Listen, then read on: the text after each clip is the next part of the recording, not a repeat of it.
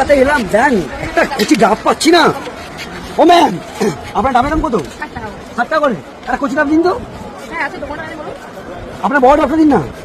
আপনার বড় ডাব? আচ্ছা কচি ডাব দিন। এত কচি আপনার? এত কচি মানে? মানে আপনার ডাব এত কচি? কি এত কচি মানে? মানে আপনার ডাব এত কচি? হ্যাঁ, গাছের ডাব বলে তো কচি, কচি ডাবই তো হয়। বলছি আপনার ডাব কি কচি? আমার ডাব মানে কিসব কথাবার্তা বলছে? তা কি হয়েছে? কি বলছেন আপনি? এ ভগবান, উনার ডাব সত্যি খুব কচি।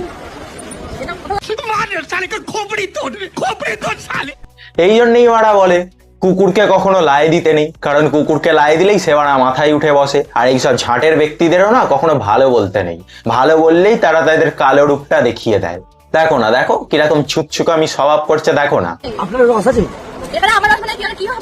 বলছি ডাব কি রস আছে? হ্যাঁ, দাদা বলুন ডাবের রস আছে কিনা? অবশ্যই থাকবে। আপনার ডাবের রস আছে কি? হ্যাঁ, ডাবের রস থাকবে। আচ্ছা দাদা ডাবের রস আছে। আচ্ছা কেটে দিন দেখি। আমি যদি এই মহিলাটার জায়গায় থাকতাম না, তাহলে ডাব তুলে নিয়ে সিধাই টমেটোতে মারতাম। মারা বোকাচোদা, সারা জীবনের মতো ছুকছুকামি স্বভাব পুরো বেরিয়ে যেত। সঠিক বলেছেন।